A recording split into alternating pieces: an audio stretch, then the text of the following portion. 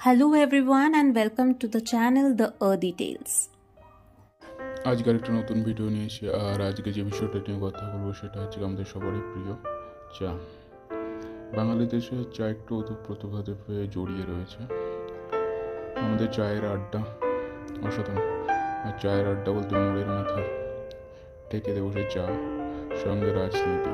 আর এই ভোটের সময়টাতে চা মানে ঠেকেতে বসে আড্ডা, একদম কে কেমন কাজ করছে না করছে সব একদম ওই চায়ের দোকানে বসে ওই আড্ডা।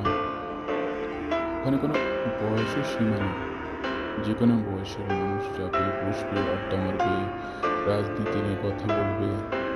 মাঝে মাঝে এমন মনে হয় না সবাই সব কিছু জানে ওই চায়ের থেকে বসে। এছাড়া আর অন্যান্য সময়টা, বর্তমান সময় কেমন চলছে সেই নিয়ে আলোচনা। তাছাড়া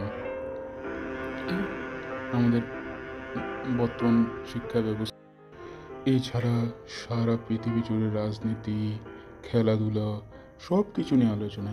ইভেন পাশের বাড়ির কার ছেলে কী করলো বা কার মেয়ে কে কোন ক্লাসে কেমন মার্কস পেলো, নাম্বার পেলো, বা ভালো র্যাঙ্ক, চাকরি, যে কোনো কিছু। মানে চায়ের দোকানে বসে আড্ডা মারা কোনো নির্দিষ্ট টপিক হয় না।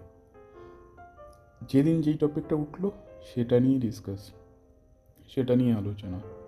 আর তার লেভেল কোথায় পৌঁছায় সেটা ধারণা করার বাইরে। মানে কী বলবো, বুদ্ধিজীবী। মানে চায়ের দোকানে বসে ওই আড্ডা প্রত্যেকটা লোকে বুদ্ধিজীবী, একদম বাংলা।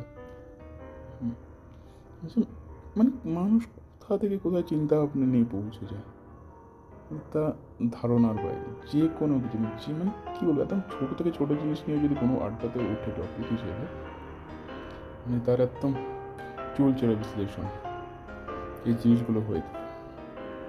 আর কিছু লোকের তো মানে কী হয়, মানে চায়ের দোকানে এসেই সকালবেলায় চাটা খেতে হয়, তাছাড়া তাদের দিনটা ঠিকঠাক শুরুই হয় না। চায়ের দোকানে বসে চা খাওয়াটা তাদের জন্য একটা আলাদা ব্যাপার। আর কিছু সিনিয়র সিটিজেন আছে যাদের আমি দেখি সন্ধ্যাবেলা বসে চায়ের দোকানে বসে আড্ডা, তাদের একটা আলাদা জিনিস আছে। কিছু লোক আছে যারা স্টেশনে চা খেতে ভালোবাসে, যাতায়াতের সময় স্টেশনে বসে তার চা খাওয়া, তাদের আলাদা একটা আড্ডা, তাদের একটা ব্যাপার। এইভাবেই চলতে থাকে